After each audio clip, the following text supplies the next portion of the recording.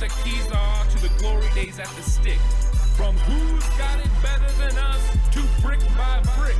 It's always the 49ers way, from off-season to game day. Yeah, we talk back. It's the 49ers Cutback.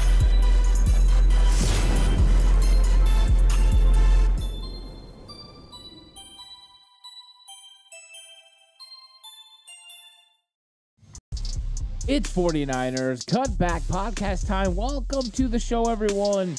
It's on Brock versus the Vikings. This is going to be a fun episode to get into. Normally right now I do matchups the 49ers can exploit against the Minnesota Vikings, but I think this is one of the key matchups in this game that's very important for the San Francisco 49ers, and a lot of weight that's going to be put on Brock Purdy's shoulders. And I know a lot of the times people talk about the players he's got around him and all the talent that he's got. But Brock Purdy also has got some pressure on himself to rebound from what happened against the Cleveland Browns. Now, don't get me wrong. Cleveland Browns are a very good football team, the best defense in the NFL, and they played really well against the 49ers. But Brock Purdy definitely understands that he left some plays out on the field that he knows he can make. In fact, we all know he can make them because we've seen him make them on a consistent basis. I believe this was just a one-off. He had a little bit of struggles. There were some other things that didn't go their way, whether that was negative plays or penalties. Sometimes things just don't go the way you want. You're in a dogfight. The main thing is when you're in that dogfight, you hope when you get to the end, you have an opportunity to win.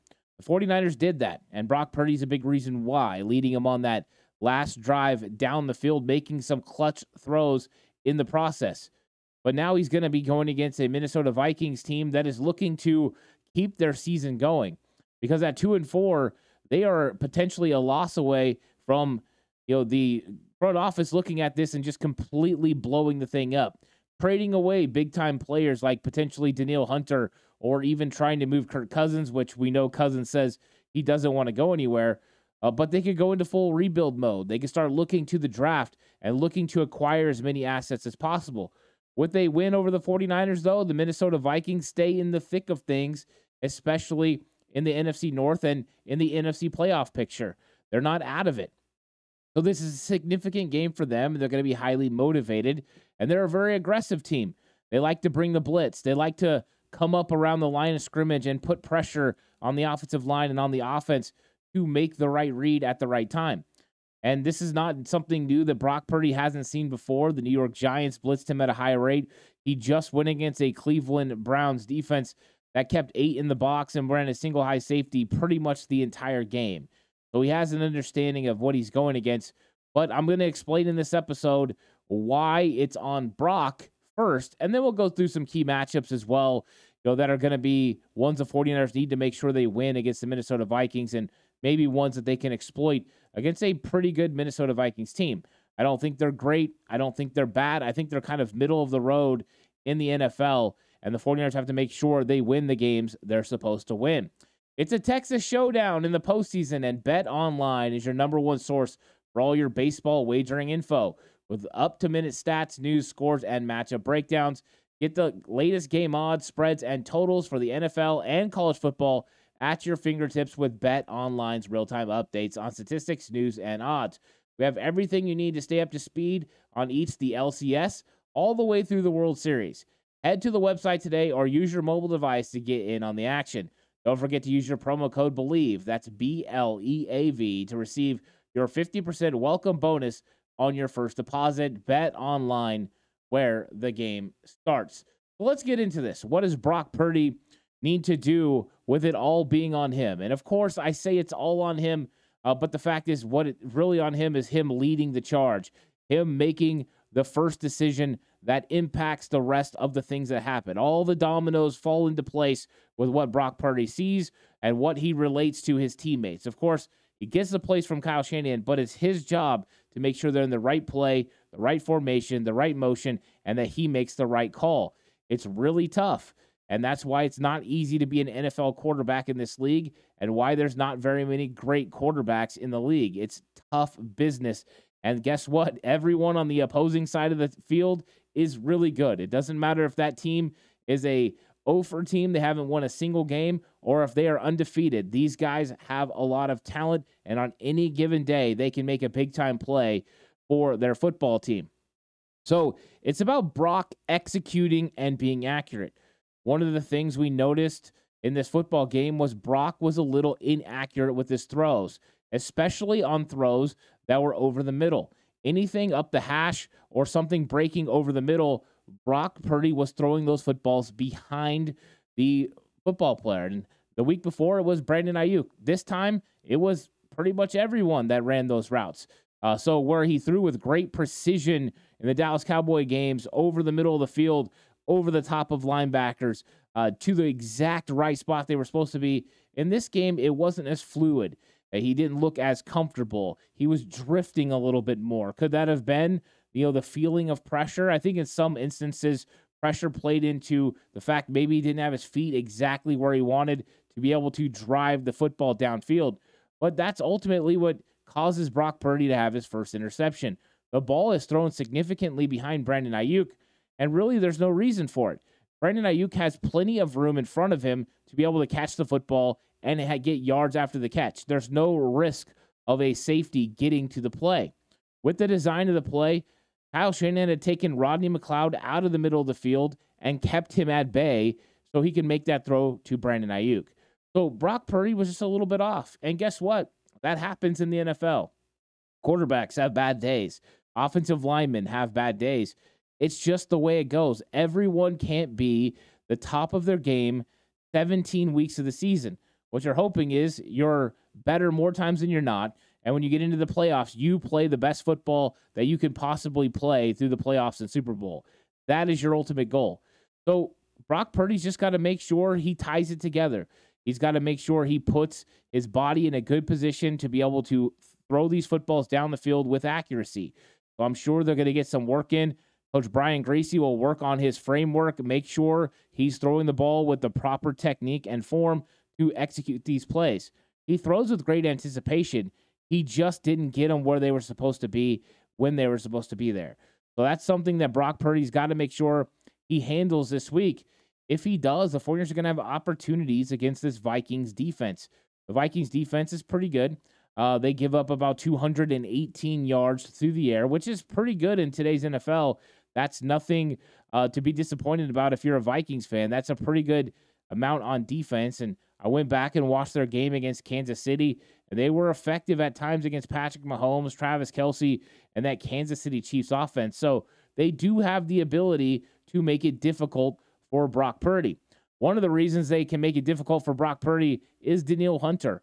Danielle Hunter has been one of the best edge defenders in the entire league this season. Danielle Hunter has been one that I've been a fan of since the beginning of the season, where there were some conversations about his availability due to contract negotiations. I was all for the San Francisco 49ers exploring that option and bringing in Danielle Hunter. Danielle Hunter gets after it. The mix of speed, strength, size, and technique make him a force in this game. And what's one of the big problems? He's going to be lined up over Colton McKivitz most, if not all, of the football game. That means the 49ers are going to have to make sure they know where number 99 is at all times. Brock Purdy is going to have to make sure that on opportunities to do so, he gets rid of the football and makes it easier for Colton McKivitz. That also means Kyle Juszczyk helping, getting chips. That means Kyle Shanahan bringing receivers in and getting Danielle Hunter in situations where he has to widen out and making it a little bit longer for him to be able to get home to Brock Purdy and around Colton McKivitz. McKivitz is also going to have to guard against the inside move. That has been his bugaboo this season. Yes, they've beaten him around the edge, but he gets his weight displaced and overextends his body, and they're able to work a spin move or an inside move inside and get home. And, of course, the quickest way to get home to the quarterback is an inside route. So that's something that Colton McKivitz is going to have to work on. So Brock Purdy is going to have to make sure he executes and takes advantage of making the proper reads. That's going to be really important in this game. So what am I talking about? Well, the Vikings like to put a lot of players along the line of scrimmage and make you guess who's going to come. They also like a lot of movement with their safeties. They put Cameron Bynum and Harrison Smith. They'll show two deep safety look. then maybe it'll be a one safety look. Or they'll have it look like a single high safety look, and then they drop Harrison Smith off late. That type of thing is what Brock Purdy's going to have to make sure he recognizes going from pre-snap to post-snap, so that way he can accurately figure out what the coverage is and then be able to go where he needs to go with the football. And they do it pretty good. They also bring a lot of blitzes, and that's something that Brock Purdy's going to have to worry about in this matchup as well. He's going to have to navigate through blitzes. Now, from what we've seen from Brock Purdy this season, he's done a really good job against the blitz. He did so good against the Giants. They were trying to be hyper-aggressive with him. It was to no success. Brock Purdy won at a rapid pace.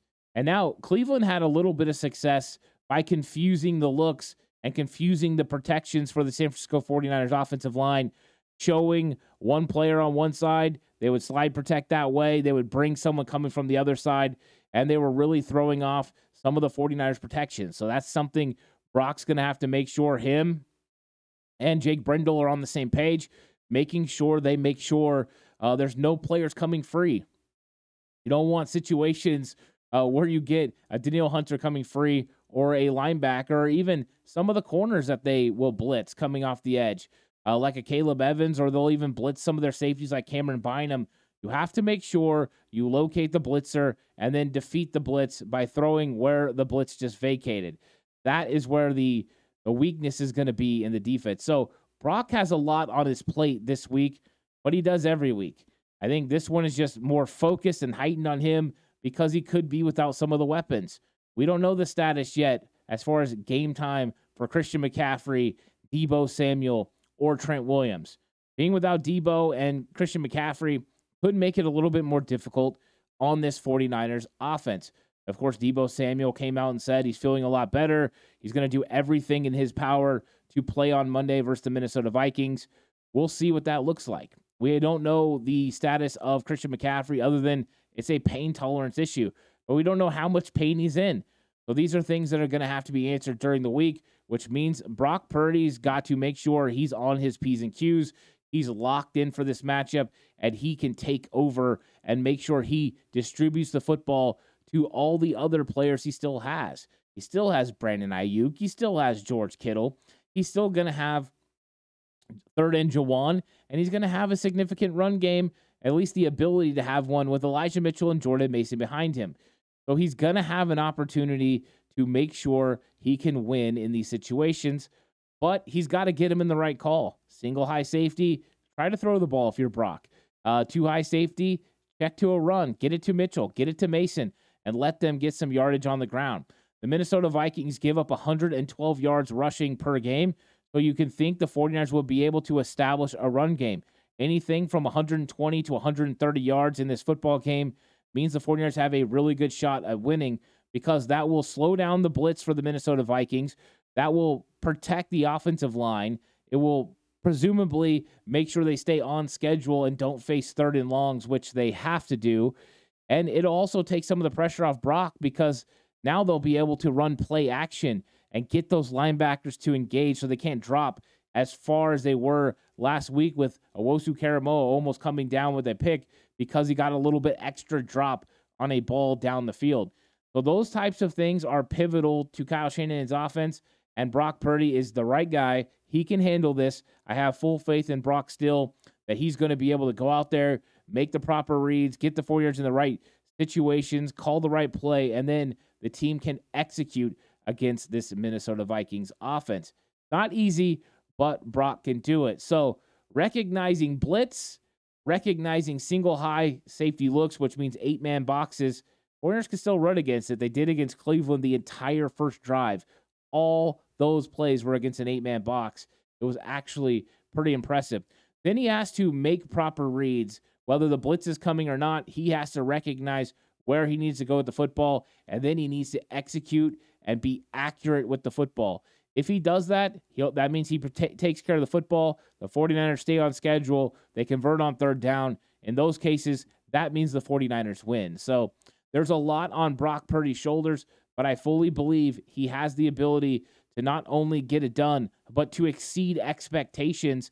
And if doesn't matter if it's McCaffrey and Deebo or not, I feel like Brock Purdy and the 49ers offense have enough weapons with Kyle Shanahan calling the correct plays to be able to execute enough to beat the Minnesota Vikings. In fact, I think they can do really well if they execute. So still very comfortable even without Debo and McCaffrey. I'd love to have Debo and McCaffrey. I'd definitely love to have Trent Williams as well. We'll see how that plays out as we continue to go through the week.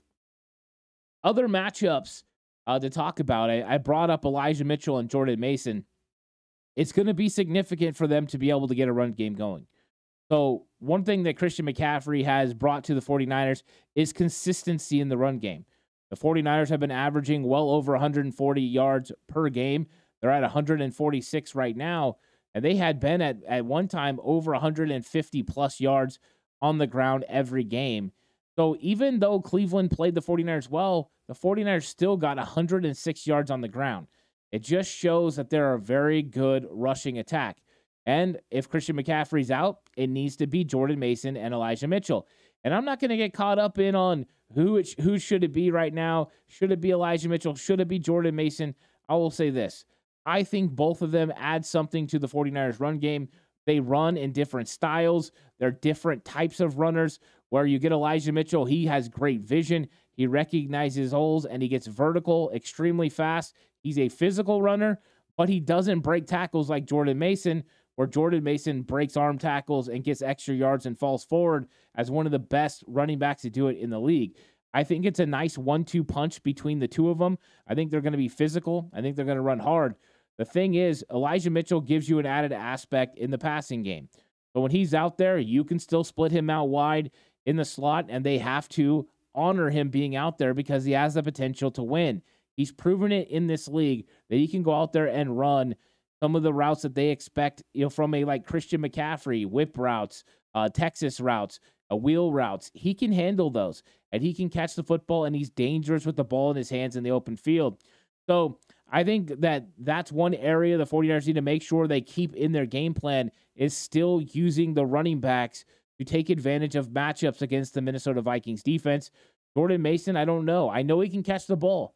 I have no problems with him catching it. I just don't think he is as good as Elijah Mitchell, and sure as heck, no one's as good as Christian McCaffrey catching the ball in the backfield, because it doesn't always start in the backfield for the 49ers. But I think if they split out Jordan Mason in the slot, I think the Minnesota Vikings would feel really comfortable about putting a linebacker out there one-on-one. I feel like they could do a pretty good job. Where with Elijah Mitchell, I hope they do that. That's advantage 49ers and an opportunity for them to win, but also an opportunity to get a matchup that you like even better, including getting one of your skilled wide receivers maybe matched up on somebody else, a safety or a linebacker on the interior as you move these guys around with personnel groupings. And, of course, Brock can make it really easy on these running backs by figuring out what Minnesota is trying to do, if it's a single high safety or a double, a two high safety. If it's too high, run the football. That'll give these guys opportunities, and that'll help the 49ers run game along the way as well. Also, George Kittle versus Cameron Bynum and Harrison Smith. So last week, one of the big arguments and one of the things I've heard, you just had Kittle score 3 touchdowns against Dallas, and it's crazy sometimes. I actually seen people calling for George Kittle to be traded. No, I mean, George Kittle, yes, he only had 1 catch for 1 yard. But if you go back and you watch the All-22, which I have, and in fact, I've put my film breakdowns over on Patreon, go check those out. I broke down the entire offense, first half and second half, so it's up there. But George Kittle had some opportunities down the field. The ball just didn't find him. It was usually because of circumstance, either pressure, or somebody didn't do what they're supposed to do somewhere else. So it wasn't so much that it was George Kittle's fault. And once McCaffrey and Debo got out, they definitely went to take away Kittle. So it wasn't so much Kittle's fault as it was circumstance. Sometimes that happens. So I look for George Kittle to try to bounce back. But this is going to be a tough matchup. Cameron Bynum played very well against Travis Kelce a couple weeks back. He was all over him. And Harrison Smith, we know he's got a lot of talent as well. So Kyle Shanahan's going to be using George Kittle to move all over the place, using him in blocking, using him in some of these matchups, and he has to win.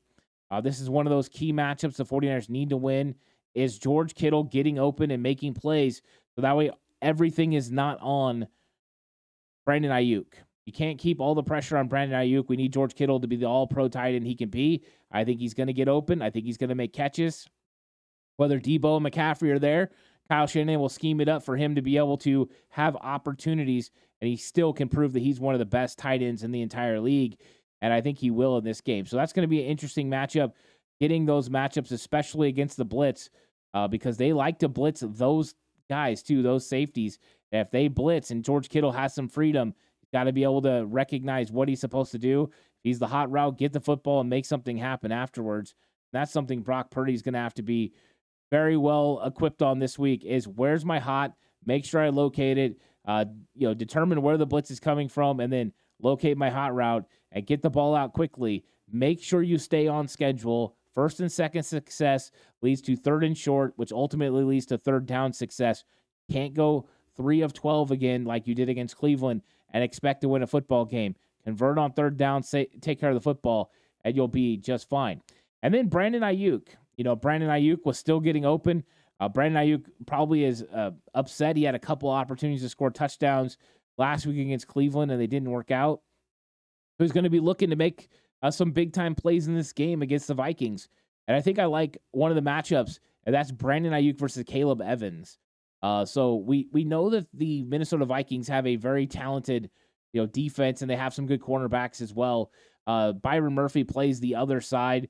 And so I think the 49ers would like to get some of the matchups of a Caleb Evans versus Brandon Ayuk and see what Ayuk can do in the open field once he gets wins.